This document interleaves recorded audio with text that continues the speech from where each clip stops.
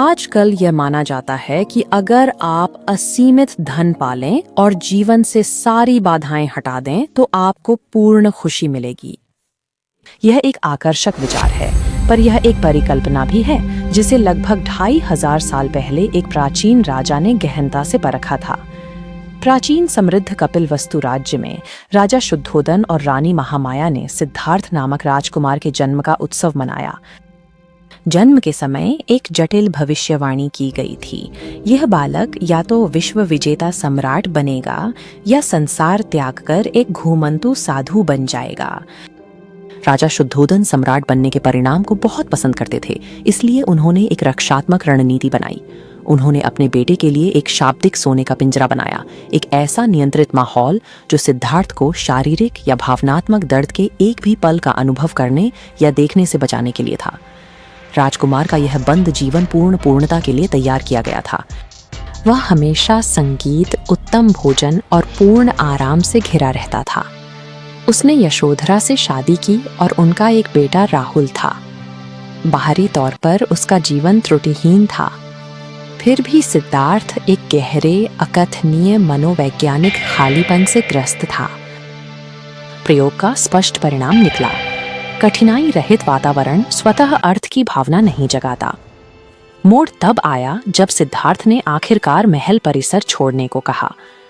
उसने अपने सारथी से उसे वास्तविक अछूते शहर की सैर कराने का अनुरोध किया। इस यात्रा में राजकुमार ने वे 4 दृश्य देखे जिन्हें अब 4 दृश्य कहा जाता है। क्रमशः उसने एक बूढ़ा व्यक्ति, फिर एक गंभीर बीमार व्यक्ति देखा। उसने दाह संस्कार के लिए तैयार एक शव और अंत में एक शांत, भ्रमणशील तपस्वी को देखा। शारीरिक क्षय न देखने वाले व्यक्ति के लिए मानसिक आघात गहरा था। जिस क्षण उसे एहसास हुआ कि बुढ़ापा, बीमारी और मृत्यु हर इंसान की अपरिहार्य जैविक सच्चाई है, उसका सुरक्षित संसार टूट गया। इस अस्तित्वगत सदमे से प्रेरित होकर सिद्धार्थ ने आधी रात में एक बड़ा निर्णय लिया। उसने महल, शाही पद और परिवार को पीछे छोड़ दिया। यह प्रस्थान महापरिनिर्वाण या महाभिनिष्क्रमण कहलाता है, मानव पीड़ा का इलाज खोजने की एक हताश खोज। उन्होंने पहचाना कि भौतिक धन जैविक क्षय से बिल्कुल सुरक्षा नहीं देता। अत्यधिक भोग विलास उन्हें विफल कर चुका था, इसलिए उन्होंने एक व्यवस्थित समाधान खोजने के लिए इसे पूरी तरह त्याग दिया। सिद्धार्थ अपने अत्यधिक संरक्षित अतीत के विपरीत पूरी तरह से विपरीत दिशा में मुड़ गया। वह जंगल में तपस्वी भिक्षुओं के साथ जुड़ गया, एक बेघर घुमक्कड़ के रूप में रहने लगा। वर्षों तक उसने खुद को क्रूर शारीरिक अभावों के अधीन रखा। उसने गंभीर उपवास, अत्यधिक मौसम के संपर्क और आत्म लगाए गए शारीरिक यातना को सहन किया।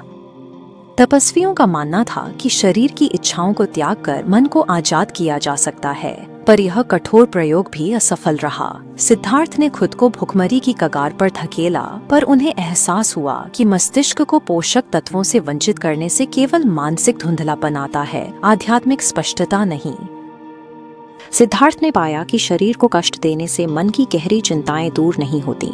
अत्यधिक अभाव भी उतना ही अंधा करने वाला साबित हुआ जितना उसने पीछे छोड़ा जीवन। आत्मपीड़ा छोड़ सिद्धार्थ ने शक्ति हेतु चावल का दूध ग्रहण किया। वर्षों बाद पोषित होकर वह बोध गया गए और एक पीपल के पेड़ के नीचे ध्यान करने बैठे। यहीं गहन अटूट ध्यान में उनका मन अंततः स्पष्ट हुआ।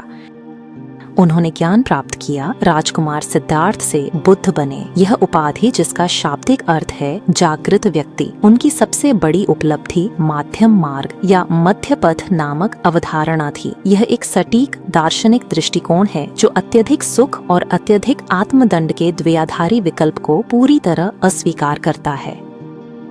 बुद्ध ने जाना कि मानव दुख न तो विलासिता से वास्तविकता को अनदेखा करके, न ही शरीर को कष्ट देकर सुलझता है।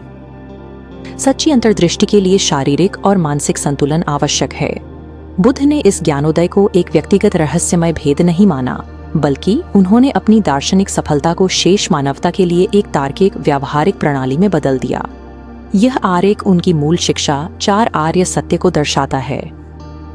इसकी संरचना मानवीय दशा के लिए एक चिकित्सीय निदान जैसी है। पहला सत्य लक्षण बताता है, जीवन में दुख और असंतोष अंतर्निहित है। दूसरा मूल कारण है, तृष्णा, चीजों के भिन्न होने की असीमित चाह। तीसरा सत्य बताता है कि दुख समाप्त हो सकता है। और चौथा उपचार बताता है अष्टांगिक मार्ग, नैतिक जीवन और ज्ञान का मार्गदर्शक। परिणामी प्रणाली एक प्राचीन सुव्यवस्थित मनोवैज्ञानिक साधन है जो मानव अनुभव को असंतोष के निरंतर चक्र से मुक्त करने के लिए था। इन शिक्षाओं के पूरे प्राचीन भारत में तत्काल सामाजिक परिणाम हुए।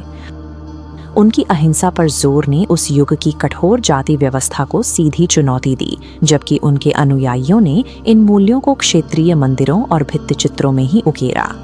जैसे जैसे उनका दर्शन अपनी सीमाओं से बहुत दूर फैला, उनके अनुयायियों की संख्या तेजी से बढ़ी।